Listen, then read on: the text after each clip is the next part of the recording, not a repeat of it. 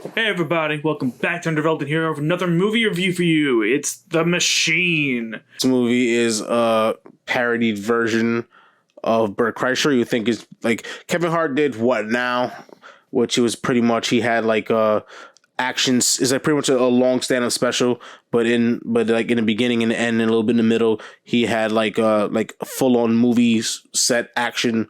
He was jam-packed an action movie within it. And broke it apart little by little throughout the, not much to the others, only maybe 10, 15 minutes footage, I guess. But he pretty much had an action movie within his comedy special. So this is pretty much just the reverse of that.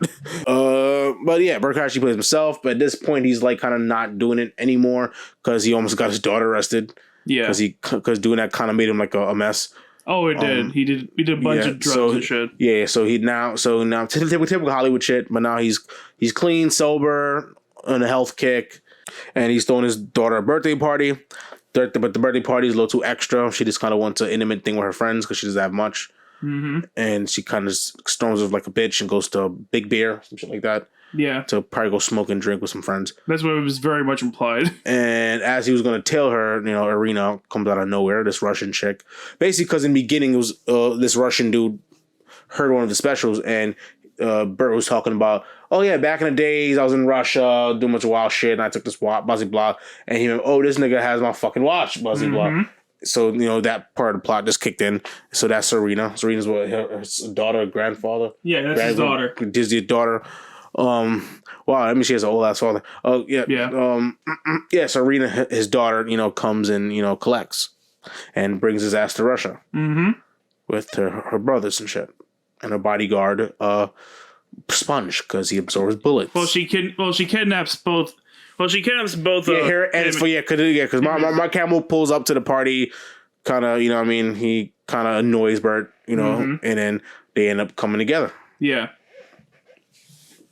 Yeah, and that's very much the catalyst for the whole plot. Is that they're both just taken across the fucking planet on a wild goose chase for this watch that was stolen and lost 20 years ago. Yeah, like that's gonna be easy to find. Yeah. So of course, lots of crazy shenanigans happen. First things first. As soon as they get to like, the very first place, one of Irina's brothers just shows up and just starts shooting at them, and it leads like to the first of many action sequences in this movie, where it's Irina's usually kicking some ass, and Bert and Mark Hamill are usually off just doing some comedic shtick, which a lot of the comedy's kind of hit or miss. But here in this scene, they're both in an elevator together. Mark Hamill's like, "Hey, I can't use this gun. I can't defend ourselves because I took after hearing Nelson Mandela, I took a vow of peace. I can't do it."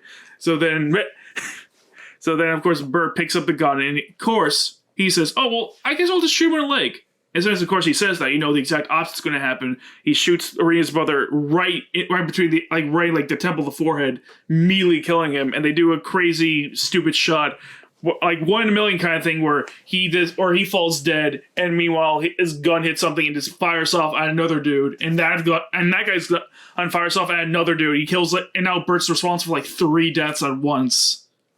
Damn. Yeah. Damn.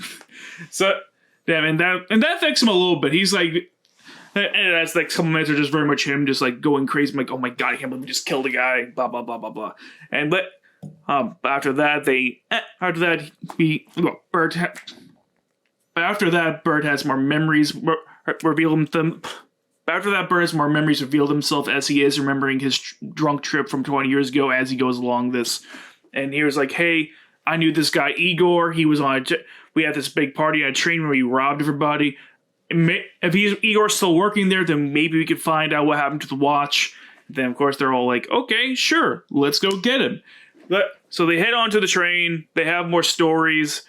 Bert talks about how he's like depressed about how stealing shit for everybody.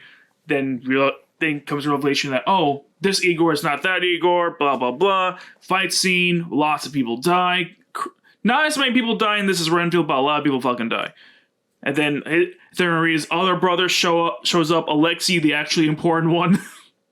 And he's like, he establishes himself as the main antagonist, like maybe like 45, 50 minutes into this movie. It's kind of all before he shows up. But But then he shoots his sister, and she's like falls off the train. And Mark Hamill pushes his son off the train so he can be safe. And they're just separated for a bit.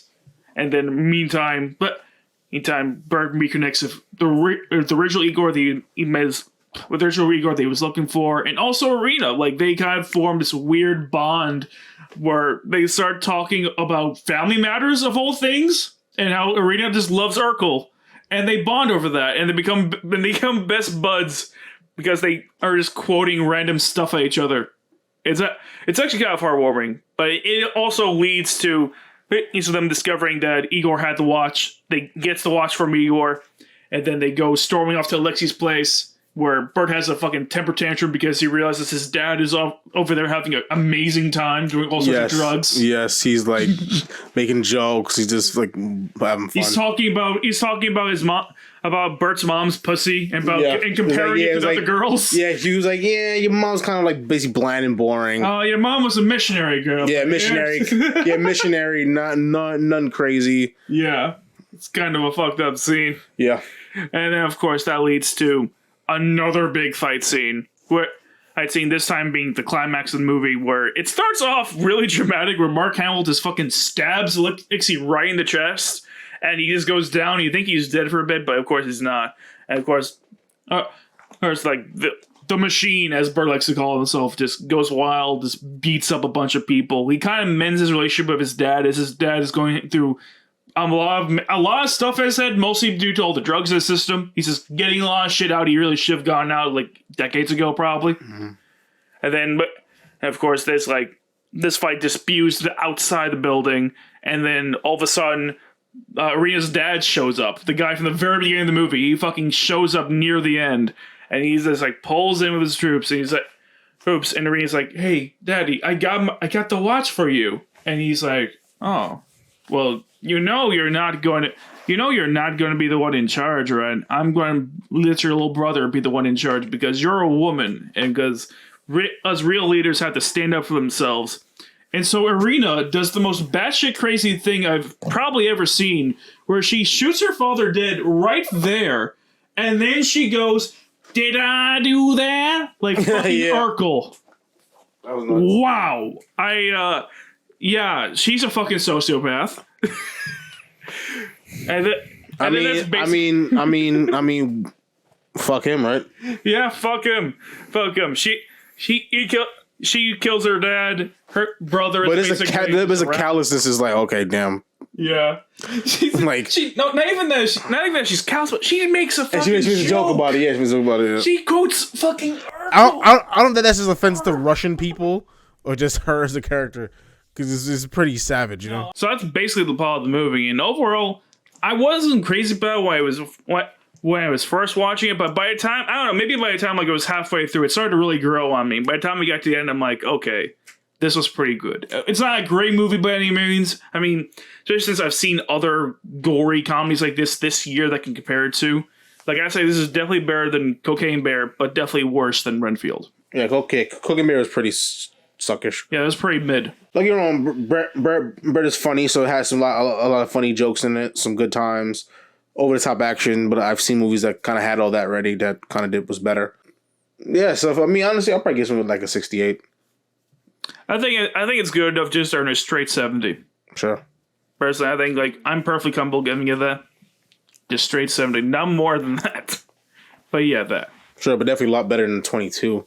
Yeah, that's pretty. Rotten Tomatoes is really harsh on this. And then look at fucking I guess look at IMDb actually agrees with me. Gave me 6. Yeah, gave you the exact same score you did. Yeah, so I didn't score any better. Okay, way higher. Audience love this a lot more than. I guess that makes sense because this is a stupid comedy. Yeah, so I get it. That's just our opinions on the Machine. Mm-hmm.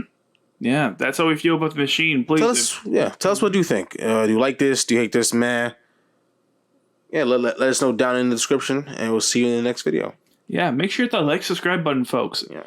Make sure you hit the notification bell so you're up to date with all of our videos, and keep an eye out for the next movie review along with all the other stuff we're pumping out. See you later.